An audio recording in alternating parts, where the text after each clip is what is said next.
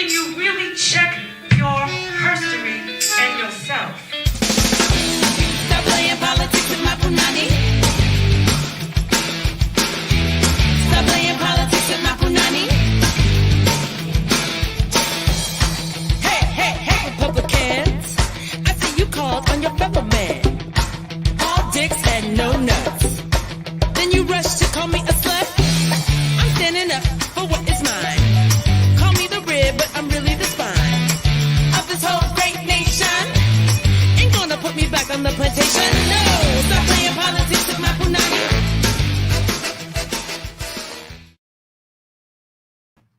Hello, hello, hello, hello. Greetings. Welcome to the show. Welcome to episode 21. Episode 21. I still am in awe of the fact that it's been 21 shows, 20 shows, 2 shows. We're still here. So welcome to the show. As always, like to give a little, shout out to who is with me on the green screen tonight. And of course, we are celebrating the life or remembering the life of Ms. Breonna Taylor. As some people say, I don't know how much is the celebration. Well, we're not celebrating the events, but we can definitely celebrate her life. We can definitely give her, all of the love and energy and thanks. And, I know her on the other side. She is doing her thing. She is an ancestor. But just giving so much love to Breonna. I'm going to talk a little bit more about Breonna a little later in the broadcast.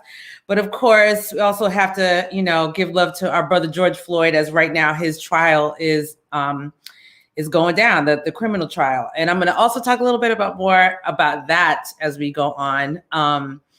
But I thought, when I found this photo or this photo of this mural, I was like, you know what? I think I'm gonna have these two ancestors rocking with me tonight, and let them, be my guides on this particular evening, on this particular journey. So, as usual, we're gonna get into the news. And I always say it's like there's news. It's not necessarily bad news. It's just news.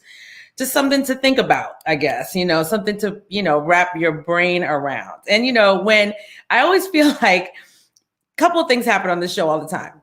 One, either something happens like right before I go on the air. So I got to crash something in real quick. Luckily, I have a journalism degree and I know how to do all that. But, I got to crash something in real quick. Or something happens right after the show ends. And then I got to wait a whole week before I can say something about it. Well, of course, y'all know what that thing was. It was that Oprah interview. And I'm not gonna, get into all of that because we've heard it all, right? I mean, there's been so much commentary. There's been so much drama, child. There's been drama. People have walked off their jobs. It's all the things of white fragility has been going down over the last week.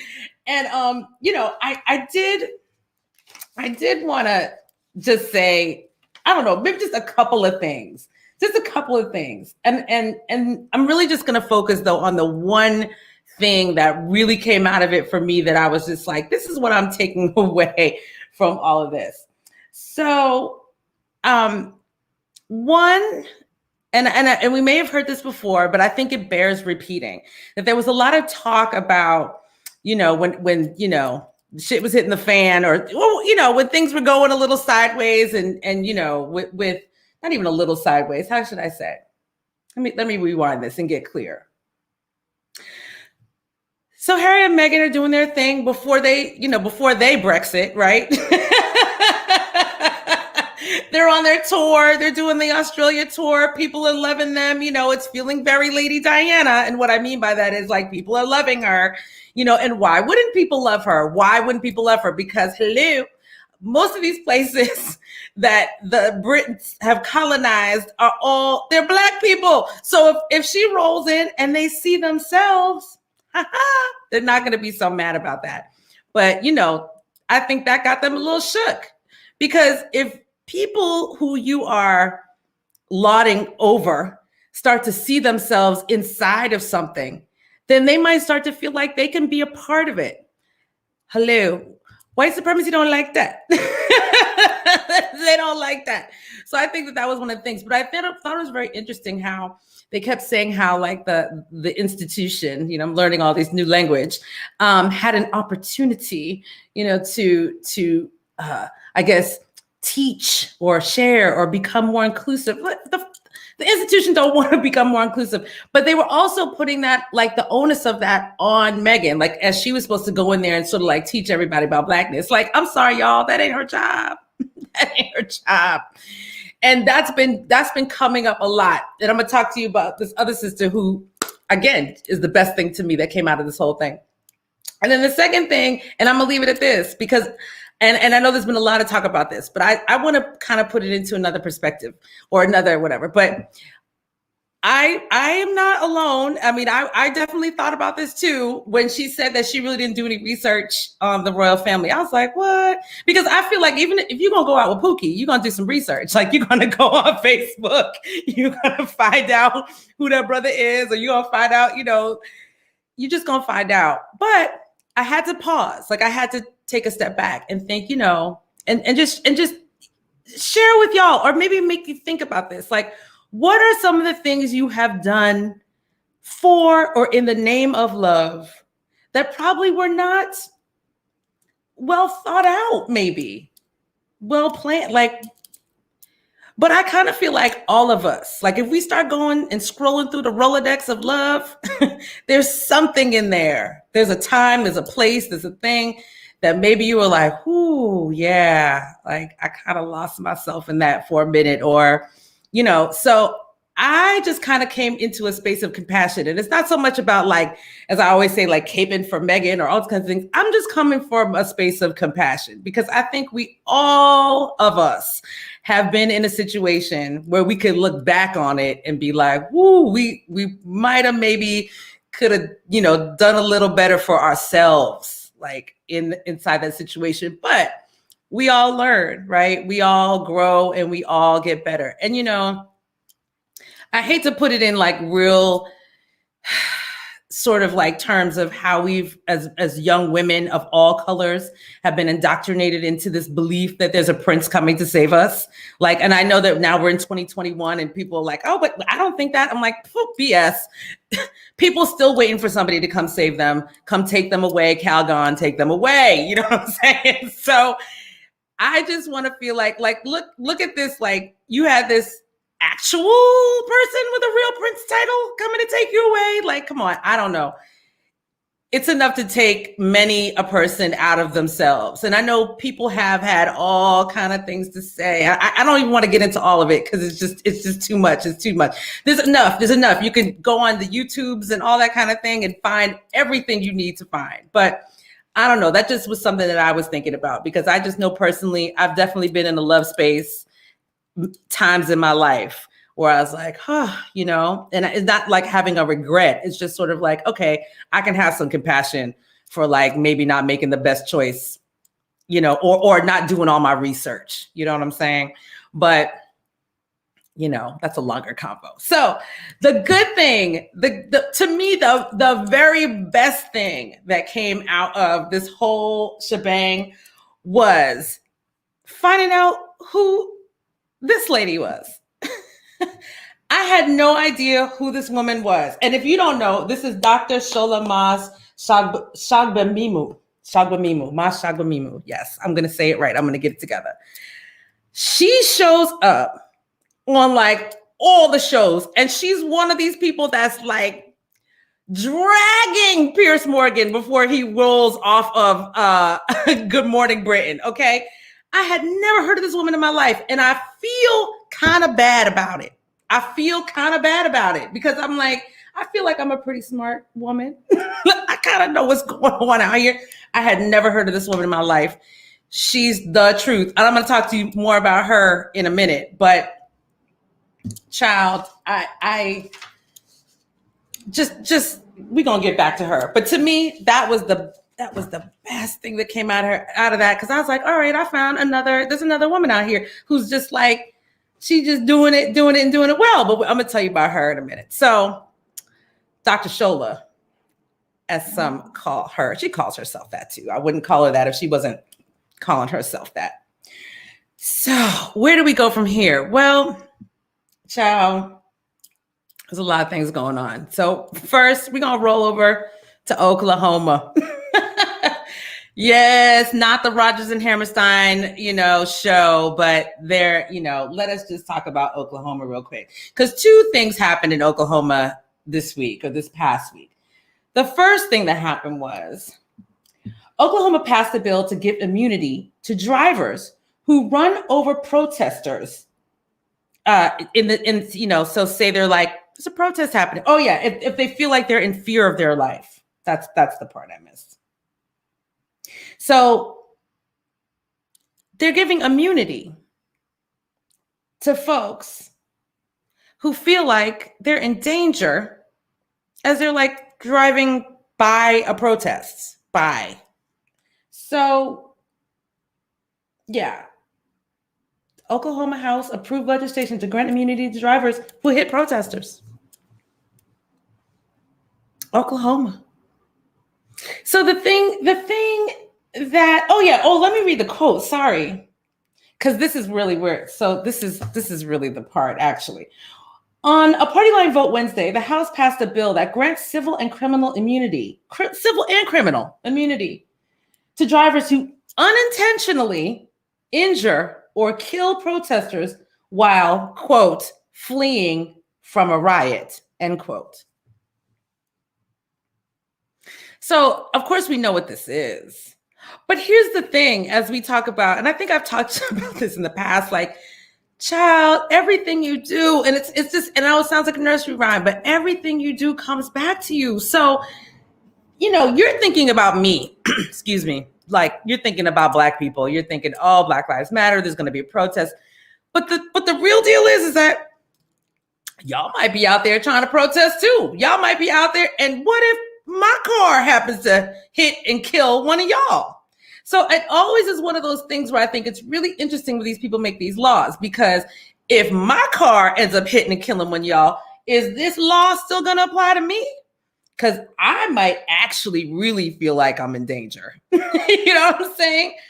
But it's just like, I think people, they just don't have this foresight. It's sort of like, no, that's just because we know the summertime's coming and this is what's going to happen. I'm like, but y'all out here wilding too.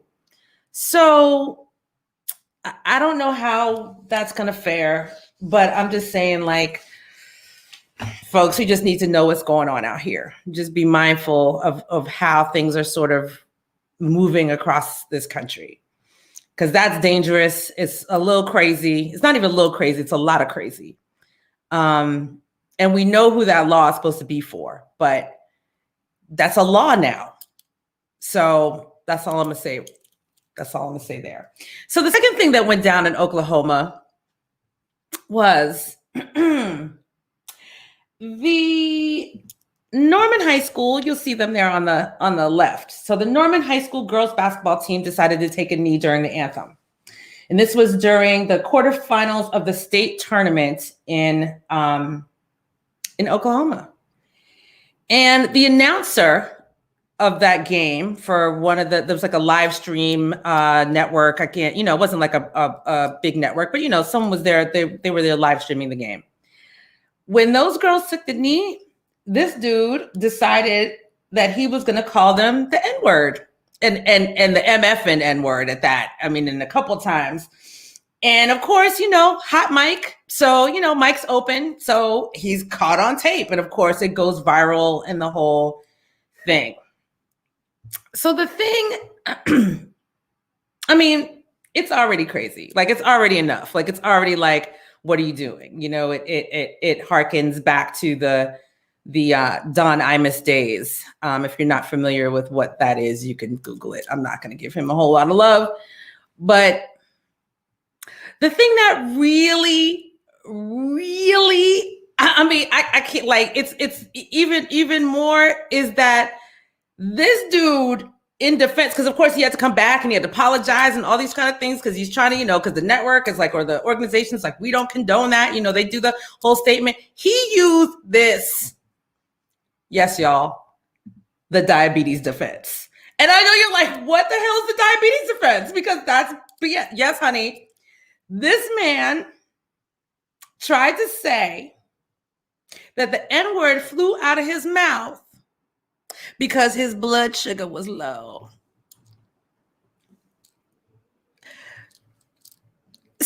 What? What? Your blood sugar was low? And so the N-word just come flying out your mouth? Listen, that's not a side effect that I've ever heard of low blood sugar, that you just start spouting the N-word out your mouth. That was his real defense. And it's not a joke. Like it's a real, like you can Google that. I don't even want to say his name because I don't even give people, I don't give people that much, but that is real. So, just Google like diabetes defense, Oklahoma, Norman High School girls basketball. It'll all come up. But he really used that. And then of course, also in the apology, don't they always start with how they're a family? I'm a family man. I'm a church going man. I can't, I would never, you would never when the mic is hot. But the mic was hot, bruh. And so you got caught. You know what I'm saying? But it's really something like where folks go when they get busted. They always go to the Lord. Yeah, I just heard my grandmother say, God don't like ugly. But you know what I'm saying? Like, come on, y'all. He said his blood sugar was low. That's why he did that. Okay. We're going to leave Oklahoma. We're going to leave. And we're going to move on over to Minnesota.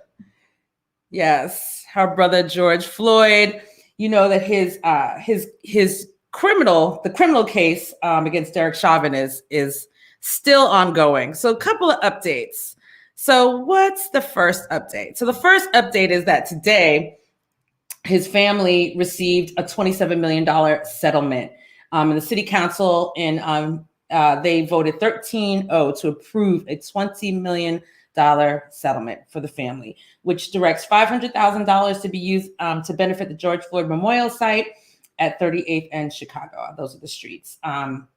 Ben Crump, the attorney for Floyd's family, called the settlement historic and thanked city leaders who he called progressive and deeply moral.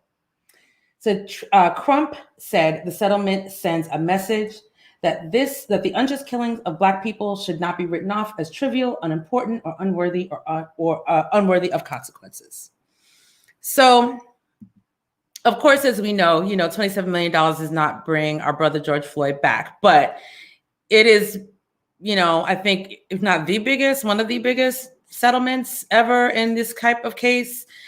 So it does send some kind of message. I hope that message goes over into the criminal trial, because I believe yesterday the charge of third-degree murder was reinstated for Derek Chauvin. So he is now facing charges of third-degree murder, second-degree unintentional murder, and second-degree manslaughter. So at least like that adds like another charge to be, dealt with.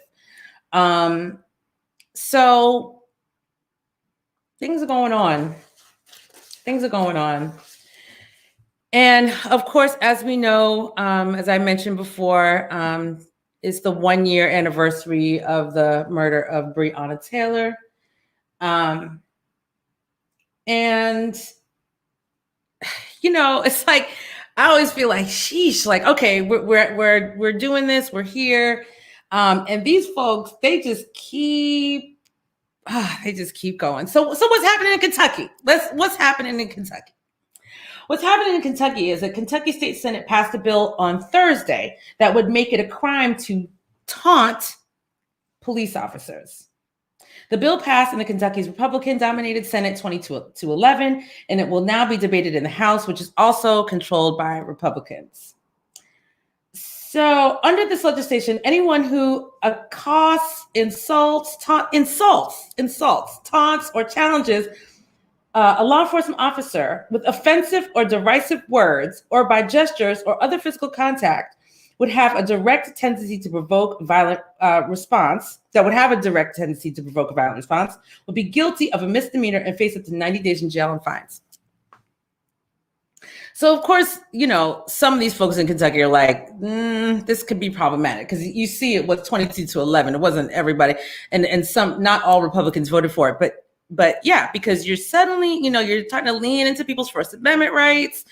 You are, you know, like people are skating a really thin line right now. And I've been saying this and talking about voting for a really long time. Shoot, I've been talking about voting since I started the show last August. Like, we were all caught up in this national election, but really you need to get caught up in your local elections. You need to get caught up, like all up in it, because that is where it's going down. That is where it's going down. Like, that's where things can get really tricky and crazy and, you know, tricky and crazy. I mean, and so I'm talking about Kentucky, but, you know, do I have this here? I don't, but I can still talk about, oh, yes, I do. Actually, yes, I do. So in Texas and Arkansas, yeah, you can read that caption. In Texas and Arkansas, they're trying to make abortion legal in both those states. And so they're introducing in Texas a total ban on abortion. But here's the funny thing. It says patients and doctors who violate the law could face the death penalty. Why am I laughing? Because people say that they're pro-life, but then they're going to put people to death. Like, it doesn't make any sense at all. It doesn't make any sense at all. And in Arkansas, the bill does not exclude, their abortion bill does not have exceptions for people who are victims of rape or incest. Do you hear me? And you see, that's why this caption says, I didn't know The Handmaid's Tale was a documentary. Listen, when The Handmaid's Tale was like a thing and everybody was watching it, I think I got through the first season and I was like, you know, I'm good. I don't need to watch this because this is crazy town. And I'm like, and people, like, there are folks that really want the world to be like this. Like, this is not just a TV show. And so here we see little by little people trying to take control of our bodies over and over and over again. Y'all don't sleep. Don't sleep. Like, I don't care if you're pro-choice or say you're pro-life, but my thing is, if you're pro-life, then you need to be also anti-death penalty. Because a lot of people, like, y'all don't have that, y'all don't put that together.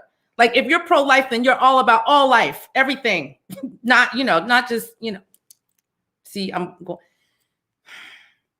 These things will start to trickle. Like, you think you just affecting certain communities, but it's gonna come into your community. That's all I'm gonna say. Okay. Let's go to some nicer things, right? Okay. So the COVID relief package. Okay, yeah, it wasn't everything, but it's something. So I'm not going to read all this. I just put it up there. I put everything in bold so you can see like what the hits are. You know what I'm saying? So direct cash relief, a child tax benefit, enhanced unemployment extension, funeral relief fund. I think that's really great.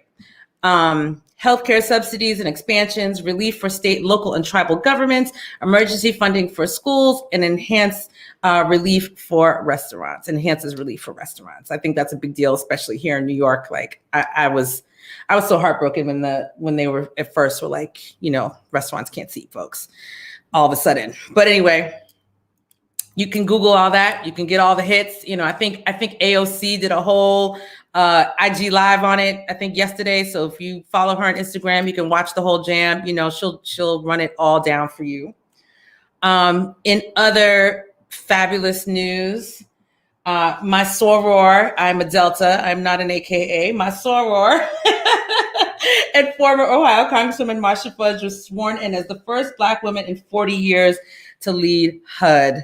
Congratulations, soror Fudge. I am very excited for her.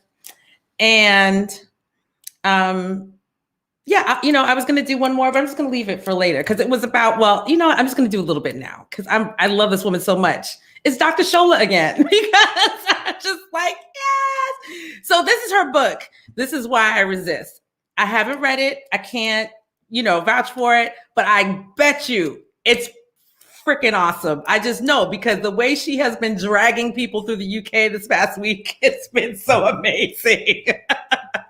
Anyway, that's everything. Because, I feel like I could go on.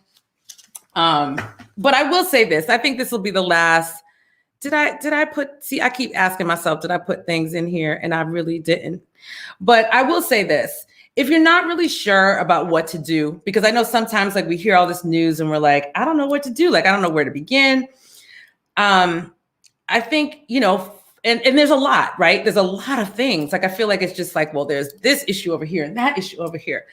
I would just suggest like find something that resonates with you and then just start to Google and see like what is local that you can get yourself involved in and be a part of that might, be connected to something national. But yeah, like just think about where you feel like you would fit. Like if you're not somebody who's really passionate about voting rights, then maybe that's not the way you go, but maybe you're really passionate about reproductive rights. So that's the way you should go. Maybe you're,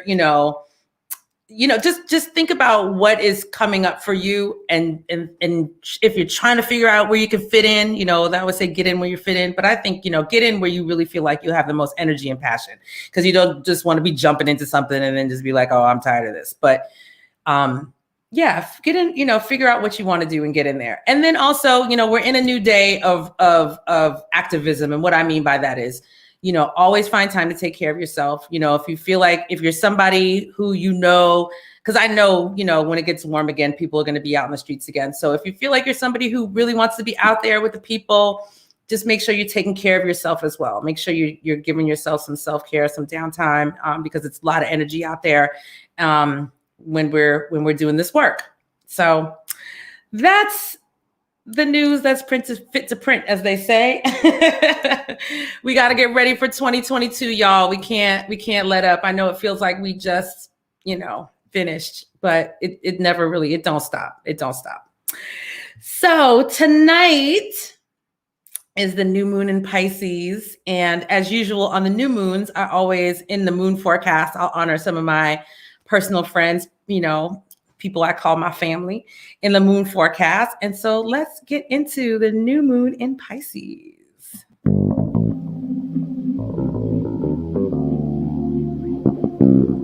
The dark sky of Saturday's new moon in Pisces is twinkling with the love light of Venus and awash with the romantic atmosphere of Neptune, each of which is in close conjunction with the sun and moon for a cosmic love-in. Not only are the sun, moon, Venus, and Neptune snuggling in what has in recent months become a rare astrological moment, this stellium is free of any challenging aspects from planetary neighbors. This is a new moon to enjoy. Be a lover, be your own lover, and dare to dream your wildest dreams on this last new moon of the astrological year. There need be no limits to the scope of your visions. We can take Saturday night off and save realistic expectations for another day. This is a time for turning into our intuition, following a hunch and delighting in the senses. You may be feeling telepathic, seeing clairvoyantly, networking psychically. On the material plane, everything may seem a little hazy. Hopefully, you have the luxury of enjoying that feeling, listening to some beautiful music, bathing in a natural body of water, or a bubbly, fragrant tub. You may be inspired to memorialize this moment with a poem, captured on camera or serenaded in song. It's the time of season for loving, and also for the new life of spring to begin stirring beneath the surface of the last vestiges of wintertime. Beach days and daylight hours in the southern hemisphere will begin with this new moon to dwindle as the equinox approaches. Just as the Piscean fish of the symbol swim in opposite directions, as the Pisces moon begins waxing, the astrological year is waning, getting ready for a new solar cycle as the sun moves through the late degrees of Pisces and ending within a beginning. If you're familiar with your natal chart, look to see in which house tonight's Pisces Love Fest takes place and set some new moon intentions to fill that area of your life with love and beauty. Sow the seeds of the dreams you want to realize in the coming month and the 27-month cycle of lunations in the sign of Pisces. Following these lunar cycles is a powerful and rewarding practice, giving us yet another planetary framework in which to find structure, beauty, and wonder. This moon forecast was brought to you by Moist Paula at Zodiac Soundtracks. Welcome to the new moon in Pisces. Yes, yes. Welcome to the new moon in Pisces. So get your intentions together. You know, once we sign off, you can light your candles, you can get in your tub, you can do something good for yourself. Set those new moon intentions, shower that love on yourself. And speaking of love, speaking of likes, if you haven't liked or subscribed to the YouTube channel, please do that. You can, if you're not watching on YouTube, just go over to YouTube and just hit that subscribe button, hit the bell so you know when we're live, and you'll know when we're going to be broadcasting. So, the algorithms still matter in this moment. I really appreciate everyone for being here tonight. Thank you for tuning in. And thank you. I saw somebody was liking my purple. Thank you very much. I was feeling purple tonight. It's feeling purple. So without further ado, I'm going to bring to the stage, because I'm bringing everybody to the stage, my neighbor. Yes, my actual neighbor. Author and Buddhist teacher, Sebene Selassie. Yay! Hi. You are rocking that purple. I know. I was feeling it tonight. I was like, you know what? I'm feeling a little, I needed that, that intuition energy. I love it. Thank you. And I was saying, I'm going to say it out loud. I'm going to say it here. I'm going to say it to everybody that Seb and I literally are across the hall. like she's at one end of the hall, I'm at the other end of the hall in the building. You know what I'm saying? So it makes it really crazy that we're doing this over. It's so ridiculous. So it's bananas. But one day I'll have a fabulous studio and then everybody can sit next to me. But until then, we're going to do it like this. And, I had this really weird thought, which I don't know has anything to do with anything, but a lot of the people that I love who live in apartment buildings live on the 5th floor. So I think 5. Oh, that's I know, interesting. Very interesting, right? I'm like, because I know this person, that person, they all live in a 5. So I don't know what that is. I have to look at the 5 numerology. It's auspicious. Yeah, exactly. Yeah. Do that. So again, I want to welcome you to the show. And as I said to you earlier, I found out that you're a rock star. I know people think I'm the rock star, but really Seb is the rock star. So I'm just going to quickly, before we get into the conversation, just in case there are people out there that don't know about Sebene, and I'll read a little bit of your bio because I know people don't read my bio, but I'm going to read it. So Sebene Selassie is a teacher, author, and speaker who explores the themes of belonging and identity through meditation, creativity, and spirituality. Born in Ethiopia and raised in Washington, D.C., she began studying Buddhism 30 years ago as an undergraduate at McGill University, where she majored in comparative religious studies. She has an MA from the New School, where she focused on race and cultural studies. For over 20 years, she worked with children, youth, and families nationally and internationally for small and large not-for-profits. Now she teaches classes, workshops, and retreats regularly and is one of the most popular teachers on the 10% Happier app. Sebene is a 3-time cancer survivor. Give thanks, I say cancer thriver, of stage 3 and stage 4 breast cancer. Her work, You Belong, A Call for Connection, is published by Harper One. Welcome, Sebene. Thank you. Thank you. It's so funny. I'm the most introverted person. I'm a meditation teacher and a writer. So I'm not a rock star. Stages freak me out. Can I tell you a little story though about Buddhist rock stars? So many years ago, I went to a meditation retreat with Thich Nhat Hanh. And I did not know, this was in California, and I did not know, and it was at his monastery, but I did not know that he was going to be there. I just went. Oh, wow. It was kind of one of these things where it's it's at his place. But I was like, okay, cool. I'm not expecting him to be there. Well, child, don't you know he showed up and people lost their mind. Yeah. Talk about auspicious. That's amazing. It was auspicious. I was just like, oh, snap. Maybe I should have read the fine print, but I'm kind of glad that I did. Yeah. Yeah. Oh, but it was beautiful. It was beautiful. It was kind of amazing, that event. And we actually went on, he took us, like I said, we're in the California hills or somewhere. So he took us on this hike and we sat literally on the top of this mountain and meditated with him. Oh, Amazing. I know. I've had some really, I guess, yeah. Yeah, I mean, like I said, I didn't even know. Like, it wasn't like I went to that retreat like, oh, I'm going to get to meet. It just happened. So, You were meant to be there. I know. But I want to talk about you. Well, I just want to start with, I think I met you at my very first silent retreat that I ever went on at Garrison, I think. I went to a 3-day POC silent retreat. I want to say like in maybe like 2004. Nope, I wasn't there. I remember when I met you because I met you, I think in 2005 or 6. Okay. At New York Insight. Oh, at it the was POC at the POC Sangha. Okay. See, and I think our late friend Sylvia. Okay. Yeah, I think she introduced us. Interesting. Okay, because I knew that there was the connection there because that's from that retreat that I went on was how I found out. I think actually from that retreat was when it started. Actually, right.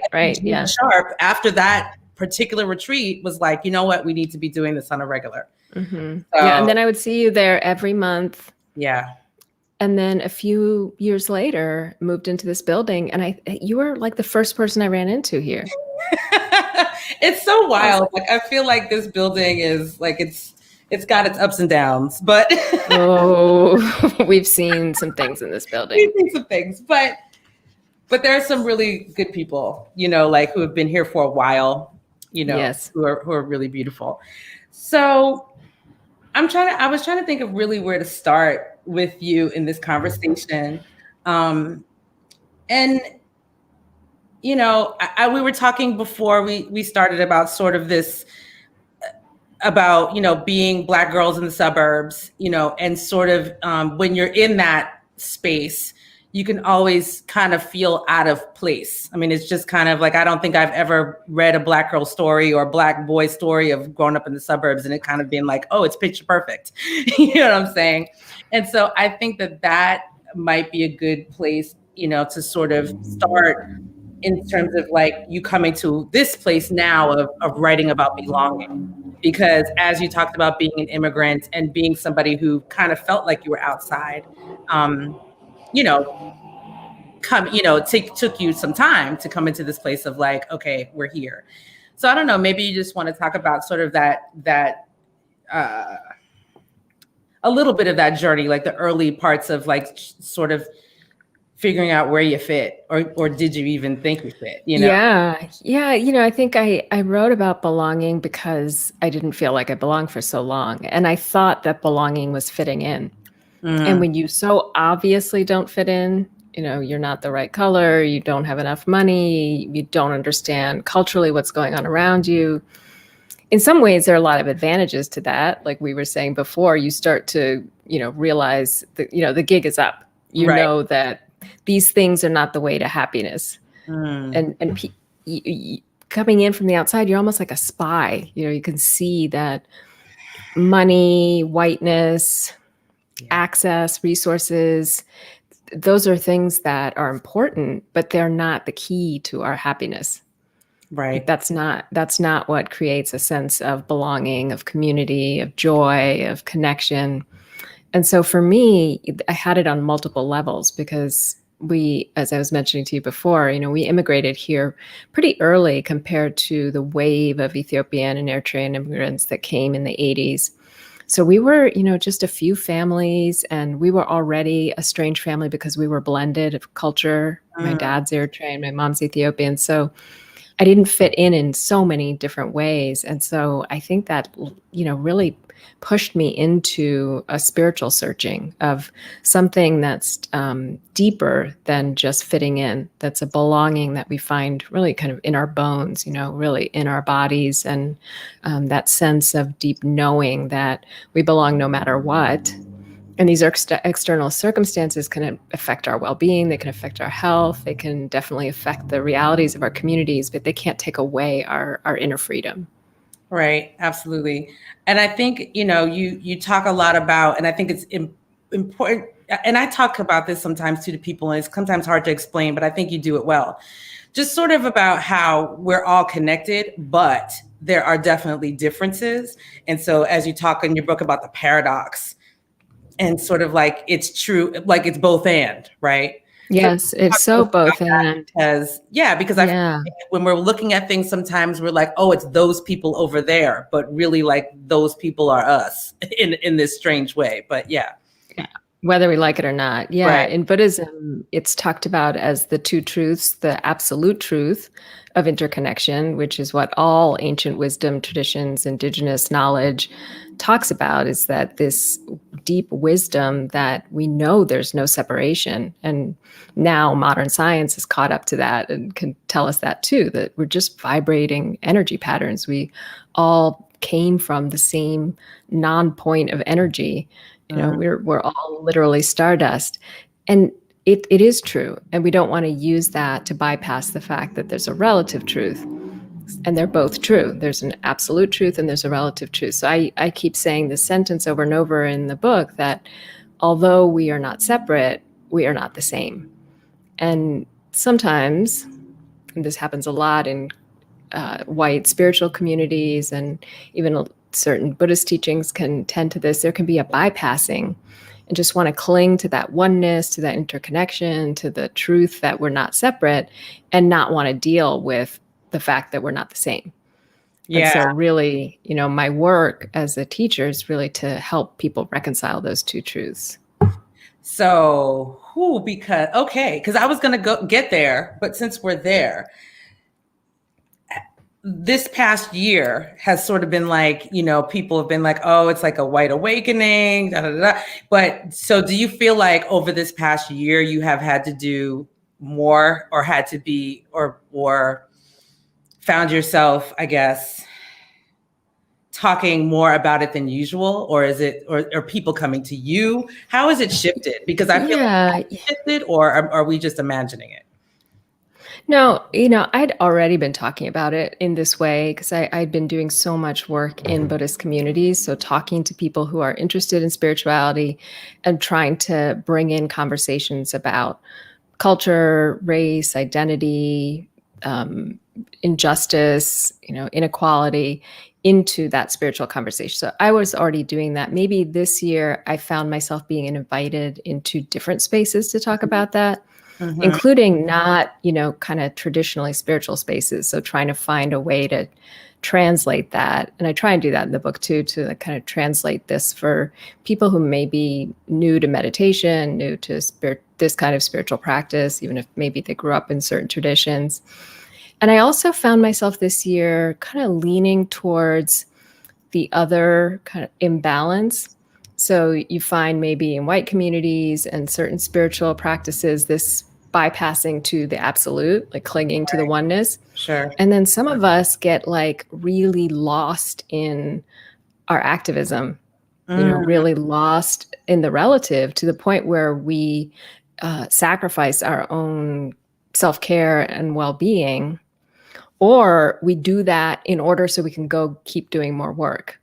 Like we you know, sometimes we fear losing ourselves in that truth of interconnection because there feels like there's still so much left to do. And there is so much left to do. And that's why it's a paradox. But, you know, not to rob ourselves of that truth and not to rob ourselves of that freedom because we're so committed to our communities, to justice, to that relative freedom. Yeah, because I think it just as challenging as it may be for us as Black folks, you know, people of color to find ourselves or see the connection, I should say, with folks that we don't necessarily want to connect with. It's like same in the converse, right? Like it's hard for those folks to actually see how we could, you know, be connected in any way, shape, or form. I just know, I guess I've been thinking about, because I know for me, I don't want to say lucky, but I guess in my meditation practice, like when I went in hard. So like that retreat that I told you about in 2004, that was my very first retreat and my very first time meditating ever. So a friend Wow. told me about the silent retreat, and I was like, at this point in my life where I was like, I need something big, you know? And then so it was a 3-day at that time, you know, just 3-day retreat. And I just went in hard. And honestly, I've met some like friends that are still in my life right now from that retreat, you know, from the little time we could talk in the beginning, you know, the little time we could talk in the end. But it kind of spoiled me. And what I mean by that is like, after that, I never meditated with anybody but people of color. Like if I was going to go somewhere, it was like, that's what it was. Even though coming, you know, from the suburbs and, you know, being around white folks all my life, like I know how to be in those spaces, but it just felt so different, you know, being with us. And so even as we try and, you know, I guess, bridge the gap, sometimes it can be challenging because we sort of need those places. So I don't know, you know, yeah. Yes. And, you know, I was going to say, we so need those spaces, and we need spaces within spaces. So I almost never teach. I teach some POC sanghas and retreats, but I teach a lot of mixed sanghas, and I almost never have spaces like that and not use affinity groups or affinity breakouts, because there's such different work that needs to be done. Yeah. And, you know, all the things we were just talking about, and that processing, it really can't happen in a mixed space in the same way. Yeah. Yeah. Yeah, I'm trying to think, like so many things I feel like have happened because, you know, I've been doing spiritual work for a long time. You know, I'm a seeker, you know, so, you know, as a Black girl who does that, I'm sure you've had the same experience. You'll end up in a lot of spaces where you're the only one. And you know, we do what we do, like you just make it happen. But that affinity space is really important. And I think, I don't know if everybody really understands that. I was recently at a yoga workshop, and and I was the only one except for one of the other speakers. And even though, like, I think I'm just at a point where I'm just like, oh boy, like I wish everybody really understood what we're talking about now. So yeah, it's so interesting the way it's evolved. I was in a space the other week, and someone talked about the breakout rooms. I wasn't leading the evening, and it was a white person introducing the breakout rooms, and they said they were going to have, you know, POC and white breakout rooms, and they said that it was for safety for people of color. And I was like, it's more like exhaustion. You know? And so there's this kind of misunderstanding, like we can't handle it. We handle it all the time. We have different things we need to process, and white people have different things they need to process. And we're at different experiences, and we're processing different sides of that equation of the absolute and the relative. So it's not to acknowledge we have work to do too. I have tons of work to do. I have my own things I need to take care of. They're not the same as yours. Absolutely. And so I need this space so I can talk to people who can understand what I'm processing, and I don't have time to catch you up. Of course, when I'm teaching, I do, because that's what I'm doing when I'm teaching. Yes. But these other people who are here not teaching, they're not here to teach you. Yes. I'm sorry, I'm laughing, but like, yes, that's it, 100%. And I feel like when we don't, like when we do get in those situations and there's a question on the table that's challenging, everybody turns to look to us. Like, well, why don't we let the Black person answer that? It's like, oh, we're always answering it, or we're always, we're the unpaid consultants of Dharma communities. That's what a white friend of mine said. It's so true. It is. That's 100% true. But all right, I'm going to pivot a little bit because when I first started this forum, well, that's not true. When I first was thinking about this forum, the show's called Punanny Politixxx. The song is about, reproductive rights. So when was thinking about it, I was really thinking that the show was going to be about womb wellness. And then, everything started happening in the world. I mean, the pandemic happened, our brother and sister here happened, like all these things started happening. And I said, okay, I think I have to just really get into the politics. But I did want to continue to have a space of wellness in this because I am personally going through a process of releasing my fibroids. And so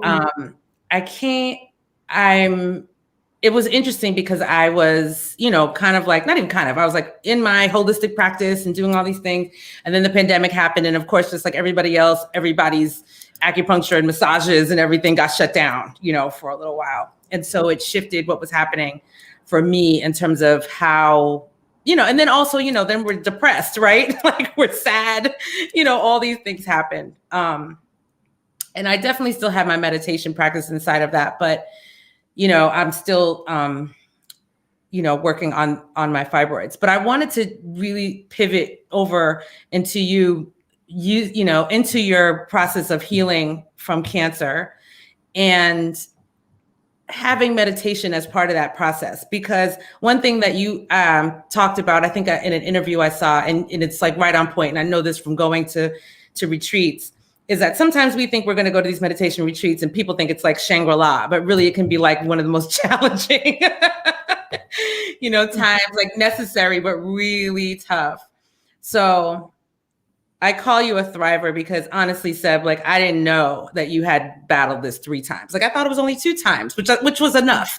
You know what I'm saying? It was enough. And so to me, you're a real, I know that you're human like everybody else, but I know that it requires, in terms of healing, and I know you probably use a lot of modalities to do that, but there's still something about having a practice through all of that.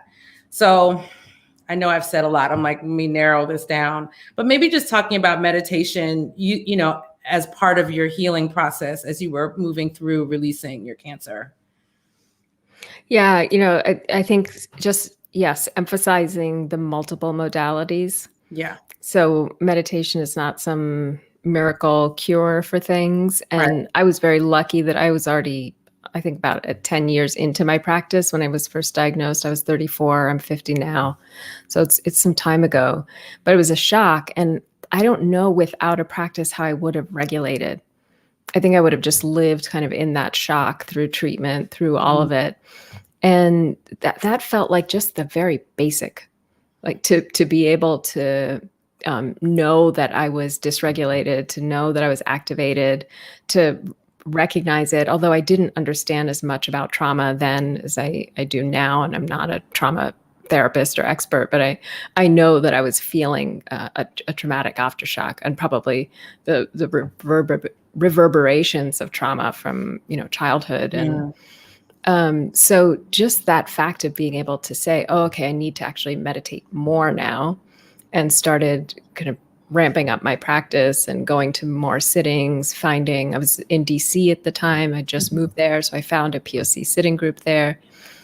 So all that to say that if you don't have a practice and you're dealing with something with trauma, that needs to be kind of handled in relationship with a therapist, which I immediately went into therapy once I was diagnosed, or someone who can help you manage that. But if you're dealing with illness or difficult issues and you know that you're activated, like finding a way to settle. And that doesn't necessarily mean silent mindfulness meditation. It could be, a yoga practice or Tai Chi or a somatic practice that helps you learn to regulate. On top of that, I was doing acupuncture. I was doing other holistic therapies. I went into serious debt to pay for all of that, and ended up my mom and my brother and I selling our family house to pay the part of that back, as well as other debt. So, this is also about access and healing justice in that sense, and who has access to these things. And then to say the importance of community. My 3rd diagnosis, I was so held by folks and ended up being supported by some friends who started a fundraiser for me so that I could take almost a year off. And I worked very little that year and really focused on my healing, because by that third time, it was stage 4 for the second time. It had spread all over my body, and they really giving me no options. They really didn't offer me much treatment beyond one surgery that was really a hormonal surgery, not even a tumor surgery. Right. And it was going on a month-long retreat with friends from our POC Sangha.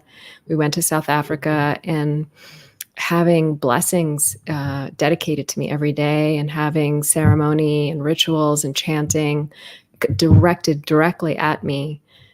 So to also just acknowledge that it's not just me, that practice really opens us up to that field of healing that is really about community and being held.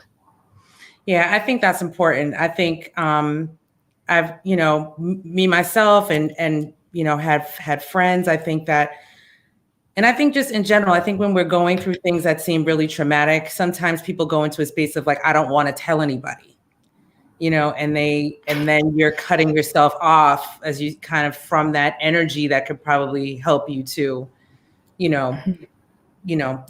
get yourself whole again. But we often, I think, go into a space of like, I don't want to talk about it.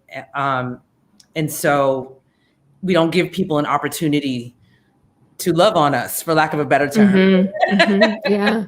I laugh because, I was just kind of realizing how paradoxical I am in some ways, because I had a lot of shame around cancer, especially when I was 34. My girlfriends are getting pregnant, having babies, everyone's getting married. And I just had a big breakup and really was fearing for my life. And I had so much shame. Like I had done something wrong. It was a mistake. It was the cigarettes I smoked in my 20s, or like this was my fault. And at the same time, I didn't hide it. So I don't know what was going on with me that I had shame, but I was like telling everybody I could that I had cancer. So there was some part of me that, knew that I needed to kind of get that out and not hide it. But I had a hard time accepting help. So I thought I could do everything myself. And it was literally when I was like unable to walk, like unable to walk my dog, who you knew, and, unable to really do anything for myself. And I had to rely on people. And, it had to get that bad for me to be able to ask for support. Yeah, unfortunately, I think that's the Black woman syndrome sometimes. Yes, definitely. Like we feel like we should be able to do everything on our own. We should be able to, and especially, I think about myself, like being a healer, like even moving through what I've been moving through, which of course is not as severe, but it's that I understand that feeling of like, why can't I do this myself? Why can't I heal myself? Why can't I, if I'm out here and I'm giving great advice to people, I'm helping everybody else with their stuff and everybody else is looking great and thriving. And I'm over here having the, challenges. But I think it is that thing, like you said, that stops us because we think we should be able to do it ourselves. And so we don't reach out. Almost like if we reach out, it sort of is saying that whatever title, for lack of a better term, that we've given ourselves as healer or teacher or whatever is somehow diminished because we can't take care of it. Yeah. And the depth of that, it's not just like calling a girlfriend and getting a moment of support, but like the depth of the holding that we actually need, like really allowing ourselves to rest and to, to ask for deep support. It's a practice. That's a practice. Yeah. I mean, yeah. I have some other thoughts. I'm not gonna go there, but I'm just gonna agree with you. Like that need to really rest, like stop. I think about the pandemic, and I know there were a lot of folks that like didn't take any pause in this pandemic, and I was like, oh no, like the universe is telling us something. Like even if it's just for a little bit, like I'm stopping. And Yeah, I think that it's important to do that. And I feel like, you know, you were talking about, when we were talking about before we came on, and you were asking me like if I was missing performing. And of course I do, but I'm gonna tell you, like, I don't believe that I would have ever stopped. Like, and a lot of us would say this, like, I would have never stopped and taken the type of break that we got last year. It just wouldn't have happened. Like the amount of time that I spent with my family last year, you know, the amount of time, like it just wouldn't have happened. So there's a lot of gratitude in the madness of what was 2020, but it just allowed me to just stop and just, you know, look at things and kind of get some things together that wasn't so together before. Right. So yeah, but your book, I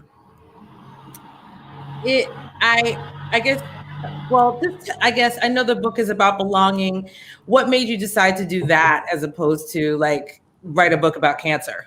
Because I mean, both of those. It's funny you say that because I was approached by my agent a few years ago, and she had read some things on my blog and asked me if I was interested in writing a book. So we met up and we had two ideas for a book. One was about cancer and one was about belonging. Right. And she went to, and we thought that the one about cancer would be easier to sell. And she went and kind of pitched, before I wrote a proposal or anything, she just kind of pitched the ideas to some publishers she knew, and no one was interested in the book about cancer. Okay. And everyone was interested in the book about belonging, which was such a relief for me because I was like, I don't really want to spend a year like writing a book about cancer, my experience with cancer. And it's not that it's not in there, you know, I talk about it numerous times in the book, but I really feel like I'm not shying away from the difficulties, but I really want to talk about the things that inspire me and to really start to imagine something different. Yes. You know, if we're, and the book also, it doesn't shy away from the history. You know, I go into how colonialism robbed us of different ways of knowing and how, you know, racism functions in unconscious bias. And, you know, I look at these things, but I'm not letting those stop us from understanding that we belong regardless. That our freedom is not dependent on these historical facts being completely erased or righted, you know, that these wrongs need to be righted for us to feel freedom. So belonging to me is like that metaphor that we belong. The book is called You Belong. It's not like conditional. You belong only if, or you belong when, right? Yeah. So you belong, period. And that to me is that's the message that I really want to lead with. Yeah, I think that's really smart. And what I mean by that is in terms of, I mean, I know it was the publisher said they wanted this other book, but I think that that's really smart in terms of you like, you know what, I don't think I want to write about this, about cancer for a whole year, sit down. Because I think what we tend to forget, and I say, you know, the proverbial we, is that, you know, words are spells in a weird way. You know what I mean? Like, if you keep, you know, that going, it's like, no, like you said, I want to create something new. I want to have a new vision. I want to see something else. And I think that lesson is like for everything. Yes. If you want something to be different, then you have to change what you're talking about, change your mind. You know, I always think about how, I mean, I've heard this from several different people, several different things, but, you know, people always talk about they want partnership, right? And people are like, oh, I want a partner. But at the same time, they're about mouthing what, you know, pick a gender, you know what I'm saying? Whatever they want, you know, it's like, oh, I'm a man, but men ain't shit. I want a woman, but women are all this. Like, but wait a minute. How do you think that's going to come to you if you're bad mouthing the thing that you want? Right. Yeah. You know? Spell is spell. Like you are literally spelling out something. Yes. I totally agree. Spell is spell. Yeah. Spell is spell. Yeah. Yeah, that's really important. And I appreciate that. I think that's, again, I know you went with what they said, but at the same time you were like, good, because I want another tomorrow. Yeah, I want to see something else. And that, tells us to trust our instincts, trust our intuition, that what is most meaningful for us is really what's needed.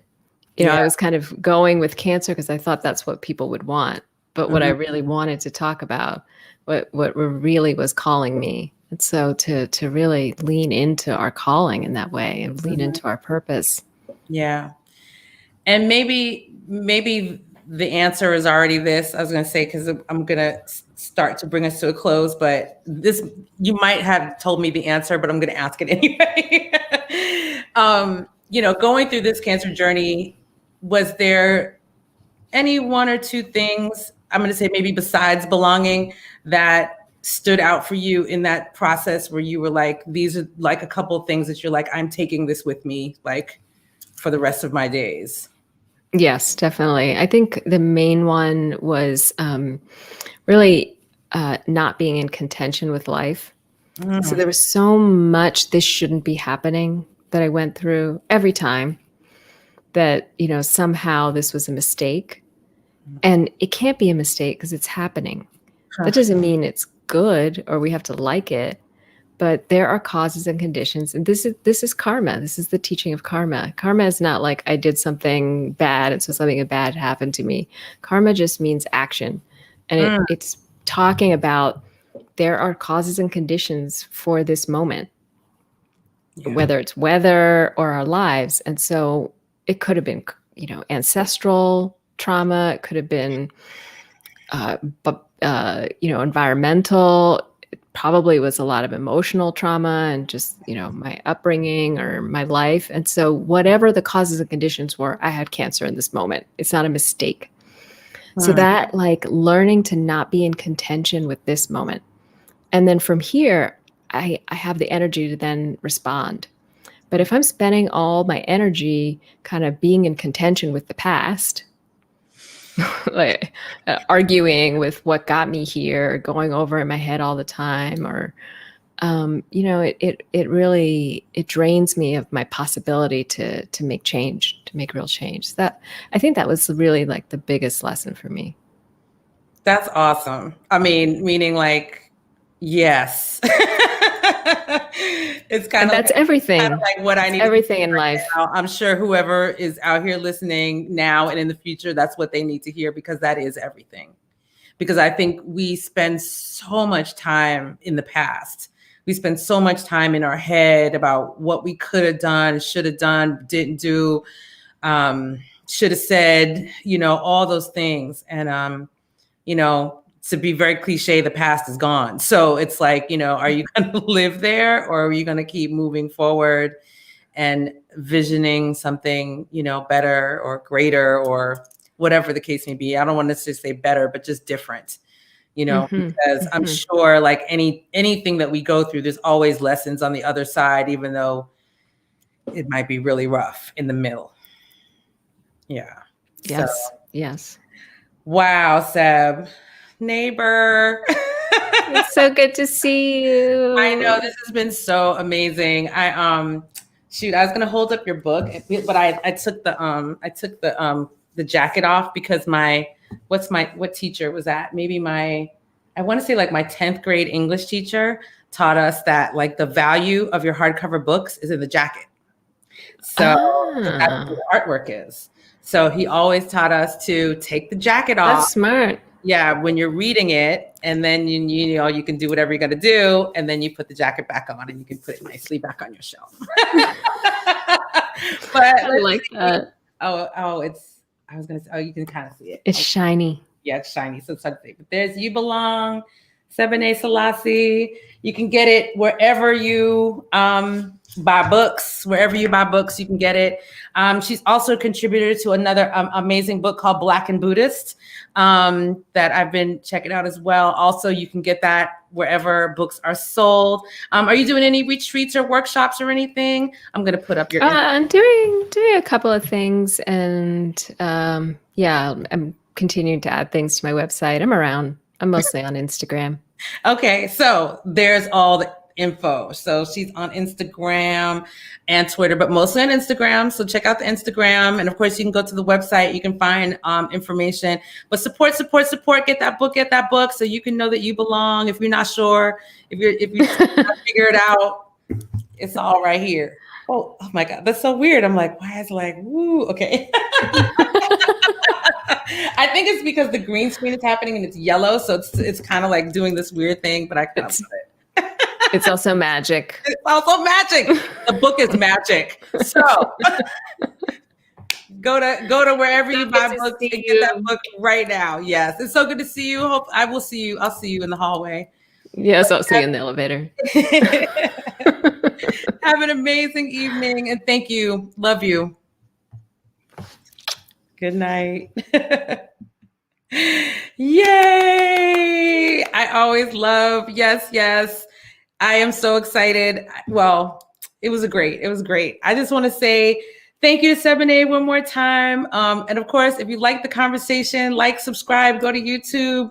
And you can follow us on IG and Twitter at Punanny Politixxx, all the things. So that was good. I kind of needed that, right at this very moment. I don't know. That's how the universe works. That's what I have figured out. The universe gives you what you need right when you need it. So before we close, because Women's History Month, I've been, shouting out folks. And this woman I've been shouting out all night because I'm kind of smitten with her right now. So we're going to close by giving the spotlight again to this sister, Dr. Shola Mas Shogbamimu. Shola Mas Shogbamimu. I'm learning. Listen. So Dr. Shola, she's got so many letters behind her name. I don't even know what some of these letters mean. I have to be honest. She's a PhD, an MBA, an LLM, an MA, an LLB, and IQA. I don't know. Listen, I don't know what an LLM is. I don't know what an LLB is. And I don't know what an IQA is. But she's got all those names. But I know, but I'm sure some of it has to do with the fact that she's an attorney in New York and she's a solicitor in England and Wales. So I'm sure some of those things have to do with the fact that she's practicing law in both countries. But how badass is she? She's practicing law in New York and in London. I don't know. Okay. And she's founder and editor of the Women in Leadership publication. So there's a magazine called Women in Leadership. She's the founder.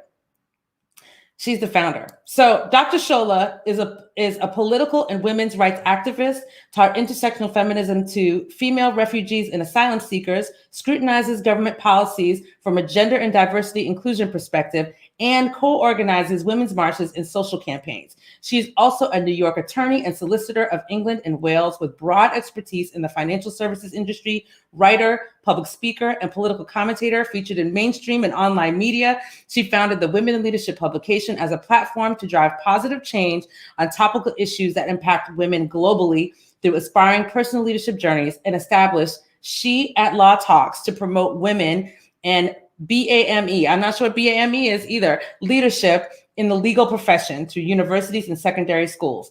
An academic enthusiast, she's an MBA. She has an MBA from Cambridge, a PhD from Birkbeck, an LLM from London School of Economics and Political Science, an MA from Westminster, and an LLB from Buckingham University. She wrote that book, This Is Why I Resist. And she has a TED Talk. Go find her TED Talk. And one of the main things that she's talking about in the TED Talk is, don't define me. And she's like, this is why I resist, don't define me. And she's just talking about how, when Black women in particular show up in spaces, usually people are trying to tell us who we are all the time. They think they know who we are. So we step in the room and then they're like, oh, we know what this woman is about. Like, no, don't define me. You don't know me. You don't know me. She's like on every network. Like I saw her. This is how I saw her because, like I said, she was dragging Piers Morgan after he came out, with all his trash about Meghan Markle. Come to find out he's just mad because he got dumped. He got ghosted by her. So he's just mad. But I'm just like, but she was so, I was just like, why don't I know her? But now I do. And now you do too. Like, that's how I feel. Now you do too. Because she's bad at, like, she's on everything. So like, just, you could go, I'm trying to think, did I put her, I did not pull her website up, but I'm going to do this one more time. Look at her name right up there at the top. You can write it down. Dr. Shola Mas Shogbamimu. Okay. This is why we resist. Just look her up. Just do it. Do it for yourself. Like, just because I trust you'll be as happy as I am. You'll be as happy as I am. Do you see how tickled I am? I'm so happy. Like, I don't know. I don't even know the woman, but she just gave me so much life this past week. So much life. So shout out to Dr. Shola, and hopefully, y'all will check her out and get a little piece of that love. So I just want to say, again, thank you to everybody. Next week, I'm taking a live week off. I won't be here live, but there will be a show. There will be a show next week. I got to handle some business, but I didn't want to leave y'all hanging. I'm on such a, good roll here. So we're going to kind of do a best of Punanny Politixxx next week. So we've had so many amazing guests over these first 2 seasons, and I'm just going to be pulling some of the, clips from certain interviews and throw them up. And shouldn't say throw them up, but put them together. And you can kind of just get a nice snippet of what we've been doing for this last several months. So yeah, that'll be next. Oh my gosh, we're going to be into the spring next week. Good God. It's going to be the 21st. It'll be like not the first day of spring, but the second day of spring. So we'll be like in that energy of the equinox. Whoo, wow. We're getting back to the warm weather. And so it'll be on the 21st. I think that's a Sunday night. It'll be on at 8:00. Again, it'll be rolling live. I won't be there live, but you'll see me. But if you just want to check it out, sort of like I said, best of Punanny Politixxx. As always, if you like what you see, if you're appreciating the show, you can always support. There's many ways to support. You can tell somebody about the show. You can like and subscribe. You can tell your friends. If you want to donate, you can send a donation to CashApp ShelleyNicole7, Venmo at SN Jefferson. As I always say, everything looks like it's free, but it's not free.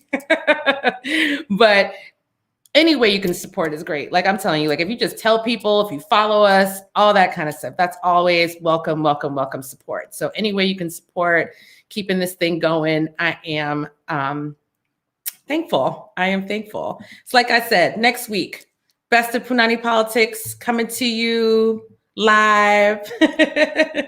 And I think that's that. I can't believe also we're almost coming to the close of the season. So I think there's like 3 more shows left. And so there's my final 2 guests after the best of. There might be 3 more shows after that, but we'll see. But my next 2 guests I should say, is going to be LaFrey, my drummer, awesome, and leader and the executive director right now of Willie Mae Rock Camp for Girls, and my girl, and I'm really excited about this. One of the baddest ass women on the planet, my girl Tamar Kali, is going to be on the show. Yay! So, stick around, tell a friend. So on that note, I just want to say thank you to everybody. Be safe, be well, find a cause, find something that you're passionate about, and, get into it. Find a way that you can make this world a better place. As Seb was talking about, we really are all connected in so many different ways. And so it's up to us. So I'm going to leave you with that. So on that note, I want to thank everybody who's been in the chat tonight. Who's up in here? Oh, I see Makeda's in here. Kelly Thomas is in here. EB is in here. Julia and Zinga. I love y'all. Thank you so much for tuning in. Thank you for being here. And yes, Makeda, get that book. That's what I'm saying. Like, order these books. That's what I'm saying. These sisters are out here doing work. Do it. But yes, thank you everybody for tuning in, and be good to yourselves. Again, it's the new moon. Set yourself some intentions. You know, if you can, light a little candle for yourself. Put that out in the universe. Big love to all my Pisces. We're at the end of your season. We are rolling into Aries. Next time I see you, we will be in Aries season. So on that note, y'all, have a beautiful night. Good night. When you recognize